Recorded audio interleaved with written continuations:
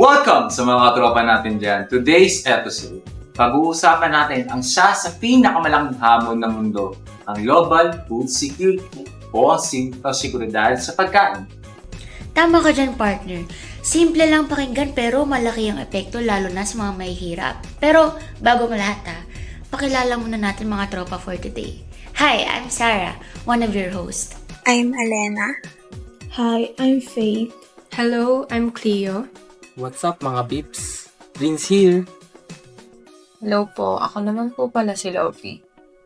Hello, I'm CJ. Hi, and I'm Corinne. Thank you for having me. And I'm John, also your host for today's podcast. And this is The Beanstalk.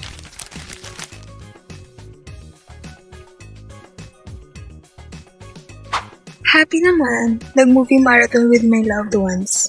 Ako okay lang. Nag-rest lang ako with my pets. And nung nakaraan kasi, first day ng dad ko. So, pumunta ako ng bahay last week. Last week. Galing ako sa probinsya ng Laguna. Okay lang, pero ang dami kong pending last weekend. Ako naman, okay lang naman ako. Noong weekend, pumunta kami ng Bicol. Tapos gumala kami ng family ko. Nag-food trip kami, tapos inisita namin yung kamag-anak namin. Okay naman. Ako nagbasa lang ako ng bagong books.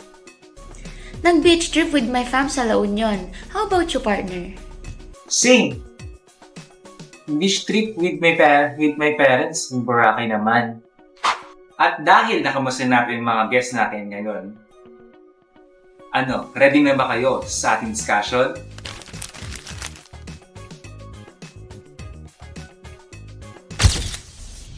Guys, napansin nyo ba?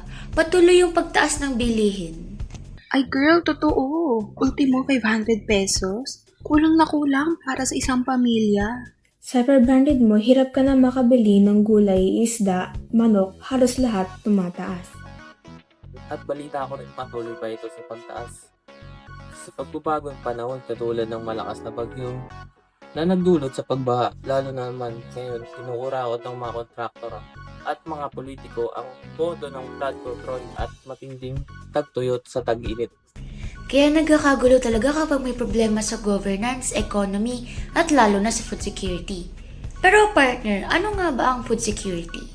Ito ang access ng tao sa sapat, ligtas, masustansyang pagkain.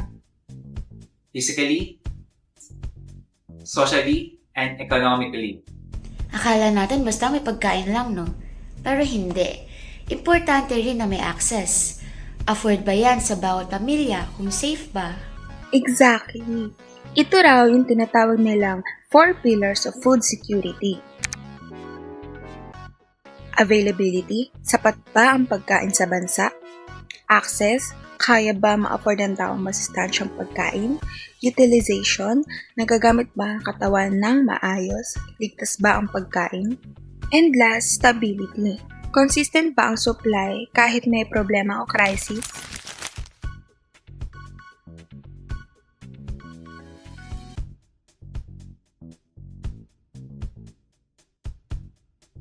Guys, set aside muna natin ng bad news. May good news ako sa inyo. May nabasa akong article entitled na New Hope Against Hunger, Super Beans.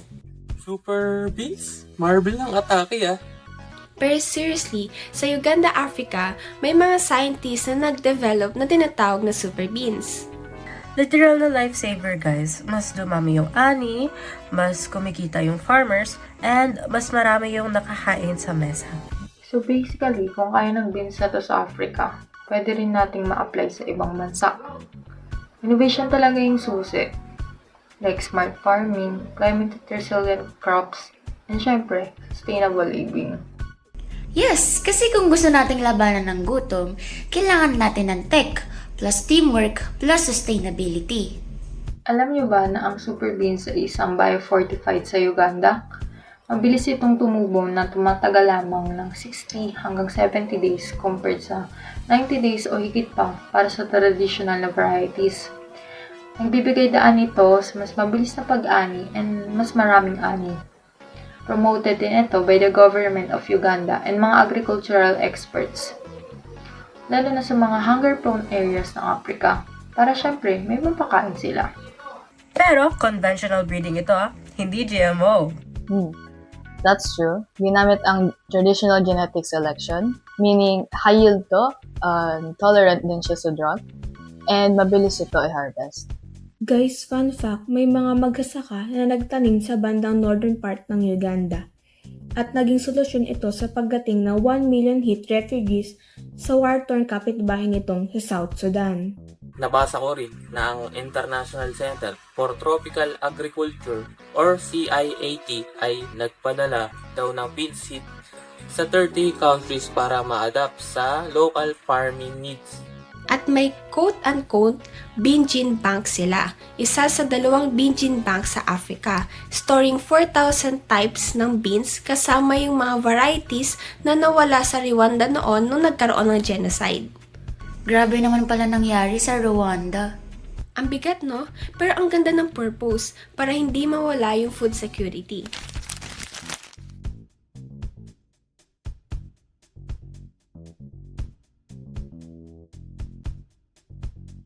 Guys, another fun fact. May scientist na nakadiscover ng peppery bean sa Mexico and southwestern USA. Kaya raw nito mabuhay sa matinding init, tas di mabilis malanta. At dahil dito, magamit ng breeders ang mga traits ng super beans para magawa pa ng varieties na kayang expand sa buong mundo. Climate change kasi talaga ay malaki ang effect, lalo na tagtuyot. Noong 2016, sa Malawi, habang may matinding pagtuyo in 30 years, meron daw silang nakitang bagong varieties ng beans na kaya i-withstand yung tagtuyo na galing sa plant pods, habang yung ibang varieties is nalanta. Grabe guys, no? Nakaka-amaze. Kasi diba yung science, plus community, plus government action can support farmers. Real talk. Pero sana ganun din here sa Philippines kasi kawawa yung mga farmers natin tuwing bagyo, baha at saka tag-init kasi wala pang sapat na support na seeds and fertilizers. Also, sana magdagdag yung government natin ng fund para sa mga scientists for research, development, and innovation para mas mapalawak pa natin yung kaalaman natin sa science and technology for our sustainable agriculture or let's say food security ng ating bansa.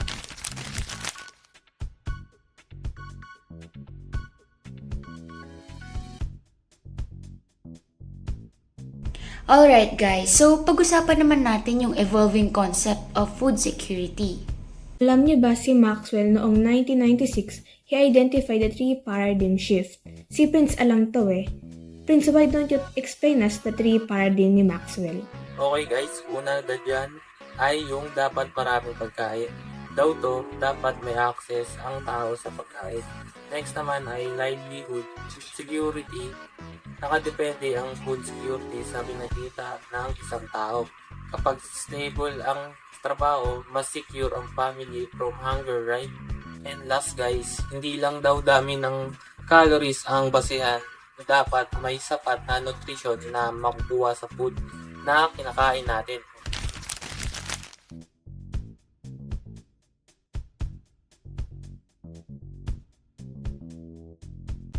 Pero guys, alam nyo ba na ang pagtaas ng presyo ng mga bilihin at ang pagtaas ng kahirapan ay isang malaking epekto sa food security?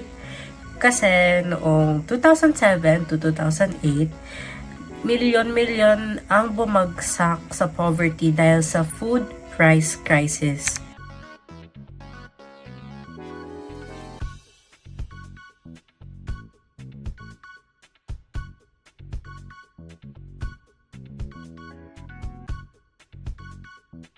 The population grows, food demand grows. Urbanization leads to slums, lack of clean water, poor sanitation, and chronic food insecurity. Habang umuulan ng bansa, nagbabago din ang diet. Dating gulay at isda to more meat and fast food. Grabe talaga ang transition, guys. For example, China. 2 more meat sila. Umabot pa nga ito ng 62%. from 1963 to 2005.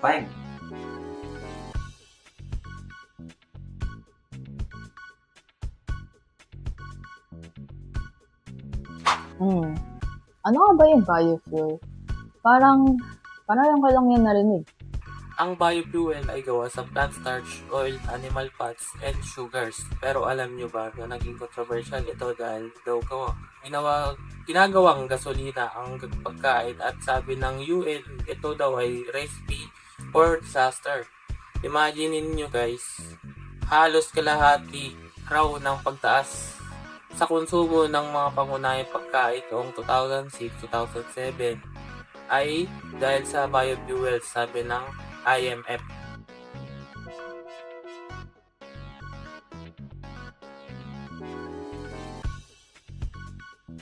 Alam niyo, particularly sa Cambodia, Laos, Bangladesh, Nepal at pati na rin ang Pinas, maraming magsasaka ang nahihirapan mamuhay at walang sariling lupa. Tapos yung iba pa nga, nakikisaka lang sa iba eh. Kawawa talaga yung mga magsasaka natin guys. Lalo na yung mga nangutang para lang makabili ng punla, fertilizer, pati pesticide. Tapos masisira lang ng bagyo o di kaya tagtuyot yung mga inani nila. Kulang pa talaga sa suporta ang gobyerno natin. Napansin nyo rin ba yung mga matinding pagbaha, pag-ulan, and yung pag-init ng klima sa ating bansa? Dahil na sa climate change. Isa yan sa mga key trends ng global food security, which is alam naman natin na patuloy ang pagtaas at pagbabago ng klima na nakakaapekto sa pag-aani at presyo ng mga bilihin. Sa madaling salita, ang climate change ay may impact sa food security, lalo na sa 4 pillars nito, which is yung availability, accessibility, utilization, and stability. Grabe guys, ang dami na nating natutunan about sa super beans, climate challenges, food security, and global efforts. Pero guys, food security is deeply connected to our health, economy, and governance. And to our guests, maraming salamat sa pagpunta sa aming segment para i-share ang inyong kaalaman tungkol sa ating topic for today. Tama. Always remember that food security is not just for or expert. It's something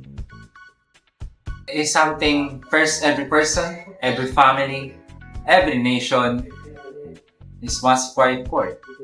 And at the end of the day,